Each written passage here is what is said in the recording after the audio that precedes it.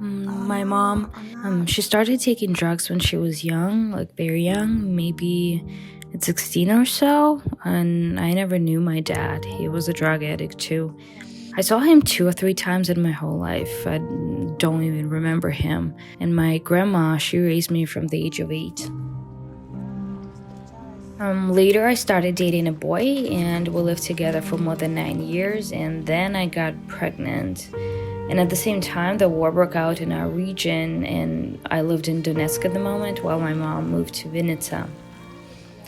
I called my mom and I told her that I was pregnant and that I was afraid to lose the child because of the bombing. So she offered me to come live with her, so I came. Our relationship was hard. Like, we just couldn't get along at all. And we argued all the time. She often will tell me, like, pack up and leave. So I talked to my boyfriend while I was still pregnant, and he was saying that he loved me and couldn't wait to come here. But after the birth of our child, he said that he doesn't want to live with us because he's better off on his own. It was very hard, and my boyfriend, he left me. My relationship with my mom was horrible, and I had an infant on my hands and I couldn't work yet.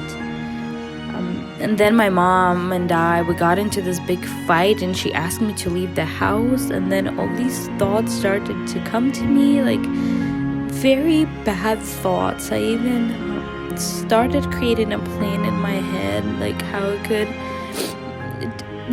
do something to both of us, because it seemed that my life had no purpose. I didn't know what to do, and in Donetsk I still had my elderly grandma and granddad, but to take Mark there with all the bombing, I didn't want. And then Svetlana told me that they're opening a center here, like a dorm for moms in situations like mine. I called her and she told me, gather your stuff and tomorrow we'll come and get you. And from here, all good things started to happen in my life. I will never forget it. I packed all my stuff, huge bags. Early in the morning, Oleg and Svetlana came and we loaded everything in their car.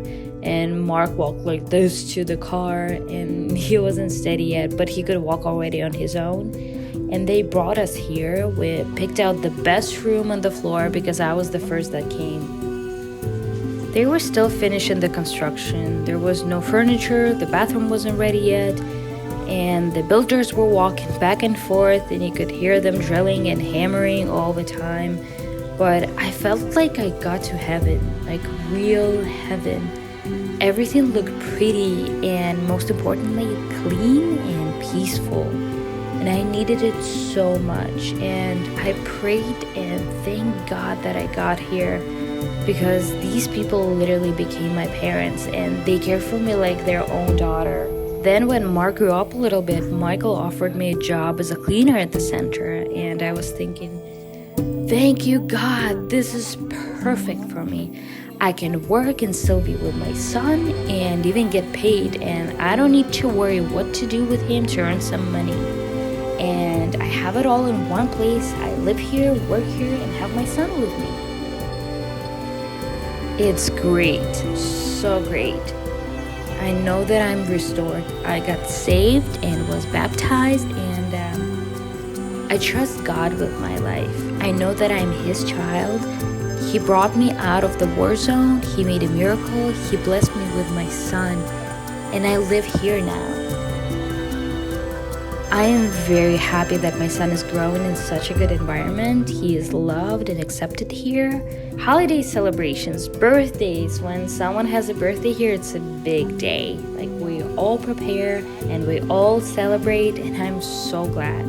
I'm glad that Mark sees that there are different children and that there are children with some problems. Like, he sees it and he won't grow up being cruel. I feel needed here. I live with the girls who are like me, and I can help them and show them some things that I have learned, and I can even be that person to them that I wish I had in my own life. When I came here all beaten up by my life and my wounds were treated, and I don't know, it's a different world, and it's a world of love, support, and care. People that are here with us don't have a regular day schedule. They have no breaks, no weekends or vacations, and I know I can reach out to them at any time for support, and they will not leave me. I guess this is what a real family is. I am very thankful to the partners that donate their money for this center, and each day I thank you for this organization, for this building, and wonderful luxury conditions in it. I'm thankful for the people that work here, for the girls that pray and support us, and for all this I give credit to you. I'm very thankful too because our children's needs are met. There is nothing that they need more, and every child has a caring mother. Not all the girls knew how to care for their children, and here they are being taught to care, to love, to kiss their children and hold them in their arms. And you know, if it was not for this place, for this organization, these children wouldn't have such moms.